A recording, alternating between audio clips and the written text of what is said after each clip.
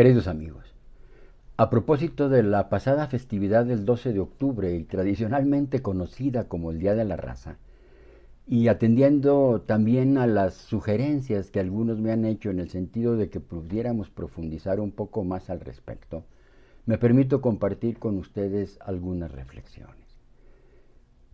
En primer lugar, me parece necesario destacar que la hazaña realizada por Cristóbal Colón ha sido una de las grandes epopeyas en toda la historia de la humanidad. Por primera vez, a partir de estos encuentros, se demuestra y se clarifica que efectivamente la Tierra es redonda. Todo el pensamiento universal es transformado a partir de este momento. Cambian dietas, costumbres, tradiciones, modas, cambia la manera de ser en la humanidad. Me parece importante mencionar también que Cristóbal Colón nunca pisa el territorio mexicano. En el tercero y en el cuarto, el último de sus viajes, Cristóbal Colón de una manera muy ligera, muy sutil, si acaso bordea las costas de las actuales repúblicas de Venezuela, de Colombia, algunos países centroamericanos y obviamente su base, centro de operaciones, pues es el Caribe y las Antillas. Ese gran archipiélago, esa gran región insular del Mar de las Antillas y el Mar Caribe. Me parece importante mencionar también que Cristóbal Colón era un experimentado navegante, era un profundo conocedor de todas las artes de la navegación, había tenido oportunidad de navegar amplia y libremente por todo lo que era el mar Mediterráneo y por todo lo que era esta parte de Madeiras, de Canarias, toda la parte del Atlántico conocida, ¿no? Pero nunca nadie había profundizado, había aventurado a las aguas abiertas del océano Atlántico. Obviamente Colón pues se define como un almirante, un navegante genovés españolizado. Realmente quienes llegan, quienes conquistan, quienes colonizan el territorio mexicano son los españoles. No es Cristóbal Colón, son los españoles. Los españoles cuando empiezan esta hazaña colonizadora, para estas fechas Cristóbal Colón incluso ya había fallecido. El primero de los que se aventuran a navegar las costas del Caribe y del Golfo de México es don Francisco Hernández de Córdoba. Posteriormente seguiría Juan de Grijalva y al final Hernán Cortés. Hernán Cortés para el año de 1519 ya está con toda la intención de establecerse y de quedarse en este territorio nacional mexicano. Pero es aquí donde me parece que es importante también reflexionar. ¿Quiénes eran los españoles que llegaron en ese momento? ¿Quiénes eran estos españoles de esa época? Me parece que con relativa facilidad podemos distinguir dos modelos de pensamiento. Por un lado, el pensamiento colonizador, conquistador, ambicioso, completamente mercantilista y economicista que algunos conquistadores traían, que por cierto era la gran mayoría, y por otro lado el pensamiento humanista, el pensamiento sensible, religioso de los monjes mendicantes, ¿no? Principalmente de franciscanos y dominicos. Pero entonces, ¿cómo se viene dando este proceso de desarrollo español? A mí me parece que aquí es donde está el meollo del asunto y es donde de alguna manera deberíamos de profundizar más. ¿Quiénes eran los españoles? ¿Quiénes eran esos españoles que llegan al territorio nacional? Antes de que se desarrollara esta parte del continente europeo, obviamente en cada uno de los rincones de la plataforma continental, pues existían grupos originarios, grupos nativos, grupos que desde tiempo muy remoto habían estado viviendo en esta región. Posteriormente, el Imperio Romano en sus momentos de expansión tiende todas sus miras hacia lo que es Iberia y hacia lo que son las islas de Inglaterra. y se posesionan, se establecen y se asientan en el territorio peninsular ibero.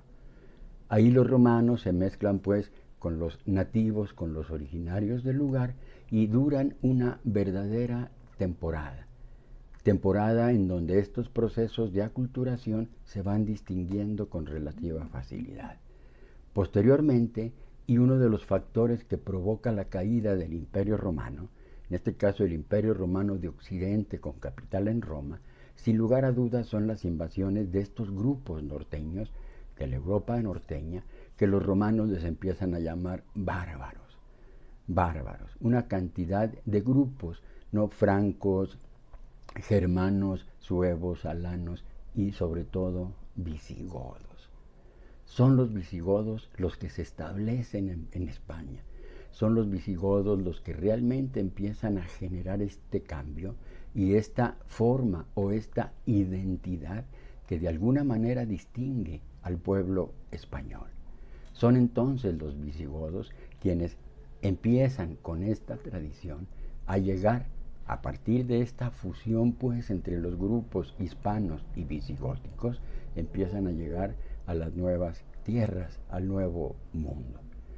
Pero ¿quiénes eran entonces los visigodos? ¿Por qué los españoles eran así? ¿Por qué los mexicanos entonces ahora somos así? En opinión de don José Ortega y Gasset, uno de los pensadores más brillantes del siglo pasado en España, Ortega y Gasset es de los pensadores más lúcidos y más reconocidos que existe pues en el siglo XX, mencionaba que el pueblo visigodo era el pueblo más viejo de Germania, que había convivido con el Imperio Romano en su hora más corrupta y decadente. Había recibido entonces, por lo mismo, el influjo más directo y más envolvente. Por lo tanto, en opinión de Ortega, era el grupo más reformado y más deformado, o lo que pudiera ser lo mismo, más romanizado. Por lo mismo, pues, eran los visigodos germanos alcoholizados de romanismo, nos dice Ortega, un pueblo decadente que había andado dando tumbos en el espacio y el tiempo hasta que llegan a España, el último rincón de Europa en donde encuentran algún reposo. Entonces los visigodos conviven con el Imperio Romano en este momento en la península ibérica y conviven también, se funden y se mezclan con los pueblos nativos, con los pueblos originarios.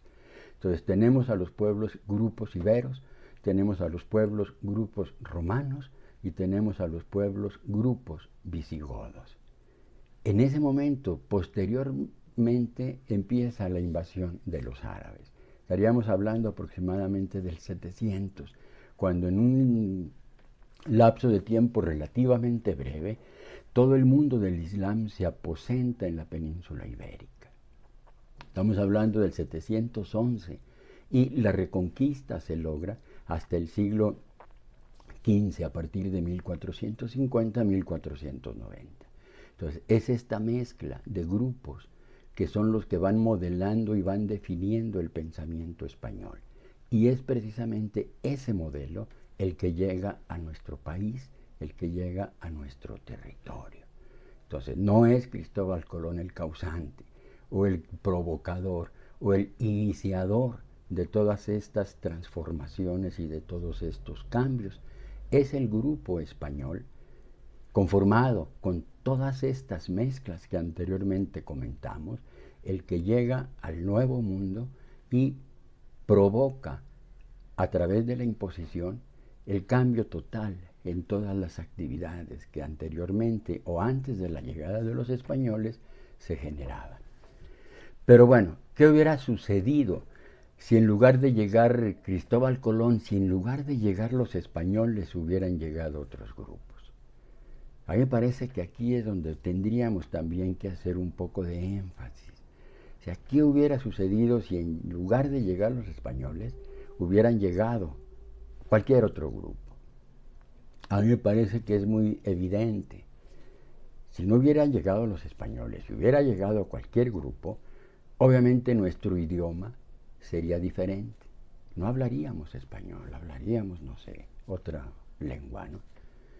Obviamente la dieta alimenticia sería diferente, porque esta interculturalidad que se genera a partir de estos principios transforma completamente los sistemas y los ritmos alimenticios, no nada más en el Nuevo Mundo, sino también en el Viejo Mundo. La indumentaria que nosotros utilizamos también sería diferente. Durante estos 300 años de colonización, de presencia de los españoles en la ahora Nueva España, provoca también profundos cambios y transformaciones en las costumbres y en la indumentaria que los pueblos originarios acostumbraban. Por otro lado, y es también una cuestión innegable, la arquitectura sería diferente. Toda esta arquitectura tradicional mesoamericana conformada a partir de plataformas superpuestas, de tableros y taludes, de elementos entablereados, de todas estas horizontalidades y patios hundidos, es transformada radicalmente y de un día, prácticamente de un día para otro, y en lugar de que tengamos estas invariantes arquitectónicas mesoamericanas, ahora con enorme recurrencia van a aparecer las bóvedas de cañón corrido, las cúpulas y sobre todo las cruces. Siempre las cruces, ¿no? Obviamente nuestro sistema político posiblemente también sería diferente. O sea, no tendríamos esta recurrencia que ha caracterizado el desarrollo político administrativo desde la Nueva España hasta la actualidad. Obviamente el modelo educativo también sería diferente, ¿no? Completamente diferente. Si hubieran llegado otros grupos, si hubieran llegado los francos, si hubieran llegado los germanos, vamos, cualquier otro grupo, el modelo educativo también sería diferente. Por lo mismo, es prácticamente innegable que no existiría en nuestro país tanta corrupción, tanta impunidad. O sea, todo esto es herencia de este grupo español que llegó. Obviamente nuestra idea de nacionalismo mexicano también sería diferente, completamente diferente al que tenemos ahorita, que se cimenta principalmente en estos grupos que surgen a partir de la mezcla de españoles e indígenas y de españoles con españoles nacidos en el territorio mexicano, criollos y mestizos. La religión, por supuesto que también sería diferente.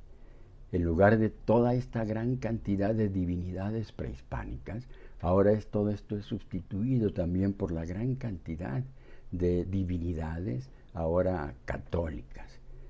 La religión sería diferente.